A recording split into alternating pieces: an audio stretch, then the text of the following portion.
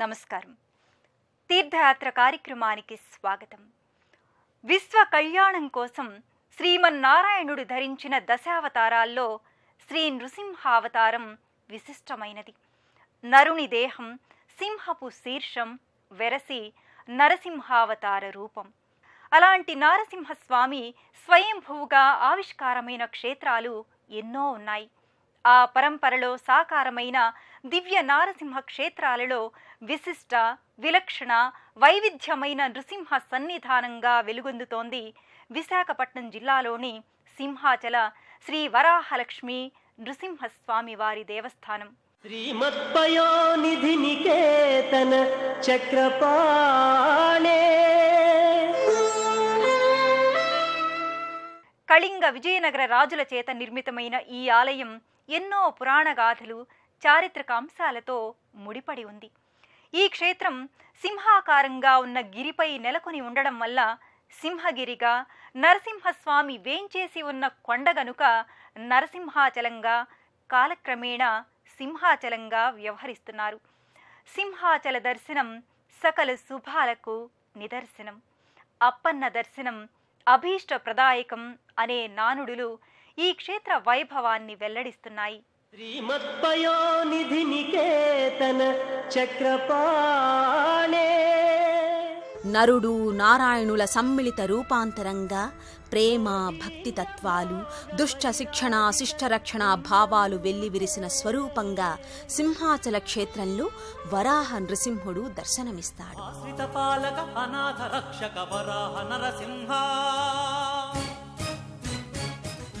సముద్ర తీరాన సువిశాలంగా పరచుకున్న కొండపై ఆకుపచ్చటి ప్రకృతి సౌందర్యం మధ్య సింహాచల క్షేత్రం విలసిల్లుతోంది.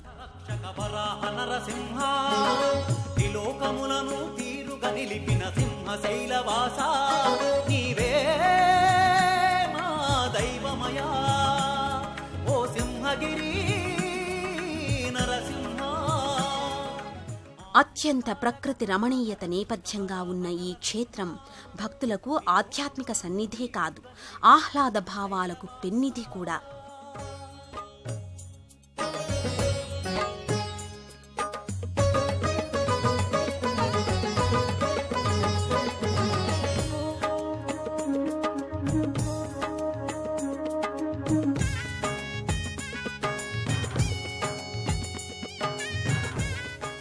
సింహాచలం సముద్ర మట్టానికి 800 అడుగుల ఎత్తున వన సముదాయ నేపథ్యంగా అలరారుతోంది.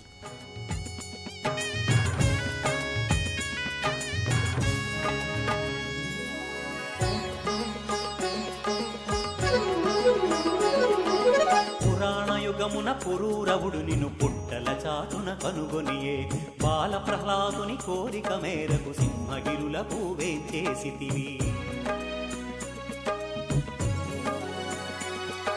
చందనమందున దాగితివయ్యా లక్ష్మీ నరసింహ.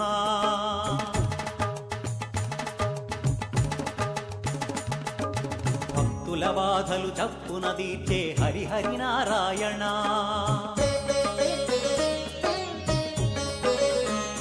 భక్త జన కోటి బాంధవుడవయ్యావు అప్పన్న స్వామి.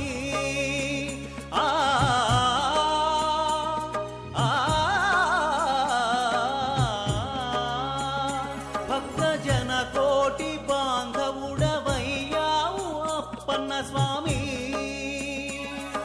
హరి ఓం నమః, హరి ఓం నమః. జ్యోతలు చేసెను సర్వ ప్రాణులు. ఈ కొండపై ధీర గంభీరంగా, అత్యద్భుత శిల్పకళా సమన్వితంగా, నేత్రానందకరమైన కట్టడాలతో ఈ క్షేత్రం పరిఢవిల్లుతోంది.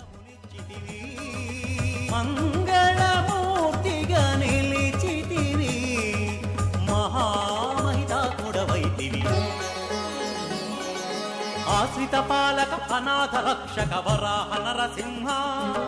త్రిలోకములను తీరుగా నిలిపిన సింహ శైలవాస.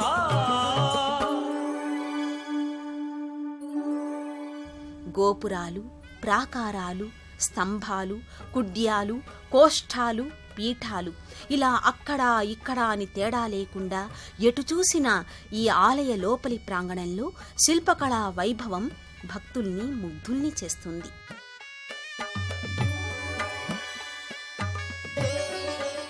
అద్భుతమైన శిల్పకళా నైపుణ్యాన్ని చూస్తూ విజయనగర రాజుల కళాపోషణకు ముగ్ధులవుతారు.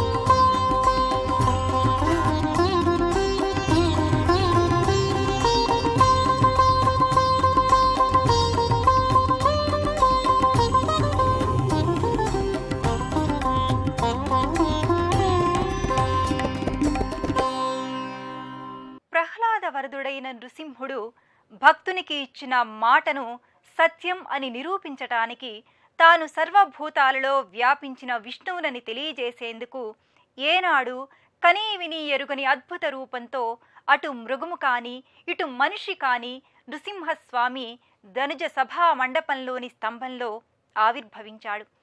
అలాంటి వైవిధ్య అవతారమూర్తి త్రిభంగి రూపునిగా దర్శనమిస్తాడు. సుందరాయ శుభాంగాయ మంగళాయ మహోజసే సింహశైల నివాసాయ శ్రీ నృసింహాయ మంగళం. నారసింహ క్షేత్రాలు ప్రపంచంలో ఎన్నో ఉన్నాయి, వరాహ క్షేత్రాలు ఎన్నో ఉన్నాయి. యుగళావతారుడైన వరాహ నృసింహమూర్తిగా ఒక సింహాచల క్షేత్రంలోనే భక్త పరాధీనుడై వెలసిన క్షేత్రం సింహాచల పుణ్యక్షేత్రం. ప్రహ్లాద రక్షణం కోసమని అవతరించిన శ్రీమన్నారాయణుని అవతారం వరాహ నృసింహమూర్తిగా ఇక్కడ ఆవిర్భవించాడు స్వామి. వైశాఖ మాసంలో చందనయాత్ర, వైశాఖ పౌర్ణమి నాడు గంధము సమర్పణ ఒక విడత, రెండో విడత గంధము సమర్పణ, జ్యేష్ఠ పౌర్ణమి నాడు మళ్ళా ఒక విడత గంధము సమర్పణ, ఆషాఢ పౌర్ణమి నాడు గంధము సమర్పణతో పాటు గిరి ప్రదక్షిణోత్సవం. సింహాచల క్షేత్రంలో ప్రధాన ఉత్సవం చందనోత్సవం. ఈ ఉత్సవానికి ఎంతో ప్రశస్తి ఉంది. దీనిని అక్షయ తృతీయ నాడు అంటే వైశాఖ శుద్ధ తదియ రోజున నిర్వహిస్తారు. పురూరవ చక్రవర్తి కాలం నుండి ఈ ఉత్సవాన్ని నిర్వహిస్తారు. ఓసారి ఊర్వశి పురూరవులు విమాన విహారం చేస్తుండగా సింహాచల ప్రాంతానికి వచ్చేసరికి విమానం ఆగిపోయింది.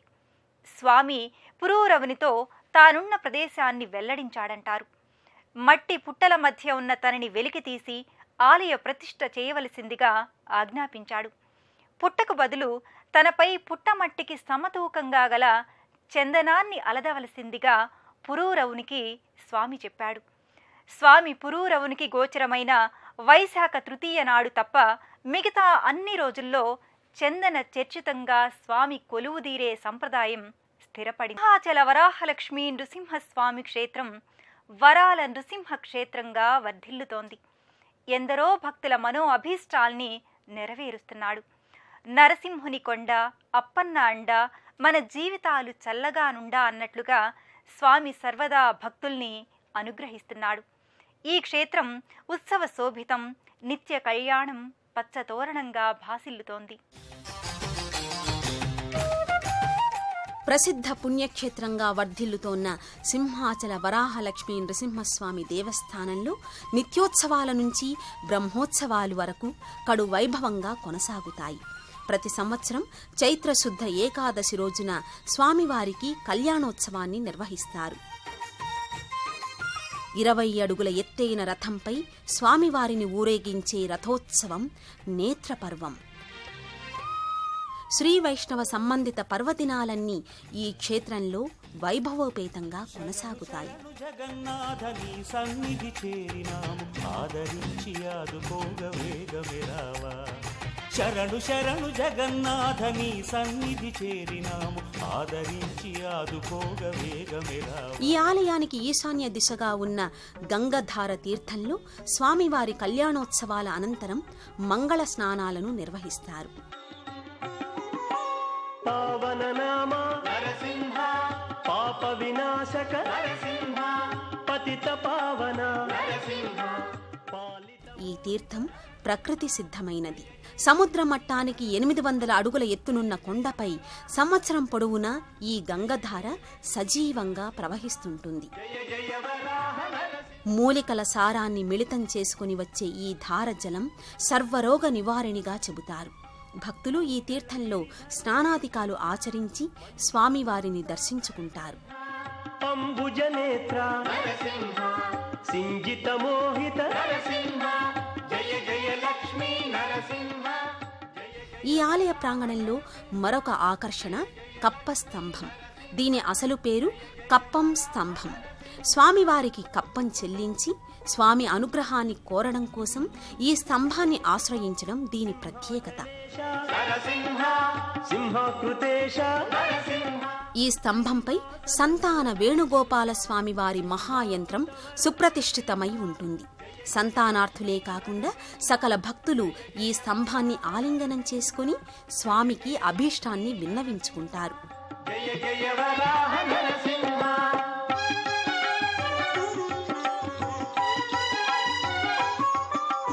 పరమ పూజ్య శ్రీ నరసింహ రమారమణ శ్రీ నరసింహ పరమ పద. ప్రధాన ఆలయానికి ఈశాన్య దిశలో శ్రీ సింహలక్ష్మి అమ్మవారు, దక్షిణ దిశలో ఆండాళ్లు దివ్య సన్నిధి నెలకొని ఉంటుంది. ఇదే కొండపై నెలకొనియున్న త్రిపుర సుందరి సమేతుడైన త్రిపురాంతకేశ్వరుడు ఈ క్షేత్రానికి పాలకుడిగా వ్యవహరిస్తున్నాడు.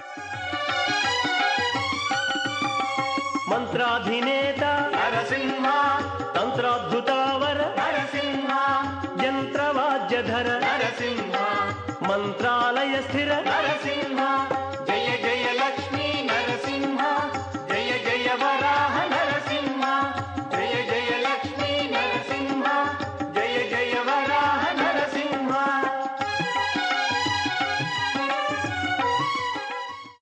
సుందరాయ శుభాంగాయ మంగళాయ మహౌజసే సింహశైల నివాసాయ శ్రీ నృసింహాయ మంగళం. విశాఖపట్నం నగరానికి 15 కిలోమీటర్ల దూరంలో సింహాచలం నెలకొని ఉంది. దేశం నలుమూలల నుంచి రోడ్డు, రైలు, వాయు మార్గాల ద్వారా విశాఖకు చేరుకుని అక్కడి నుంచి రోడ్డు మార్గం ద్వారా సింహాచలానికి తరలి వెళ్లవచ్చు. సింహాద్రినాథుని కృపకు పాత్రలు కావచ్చు.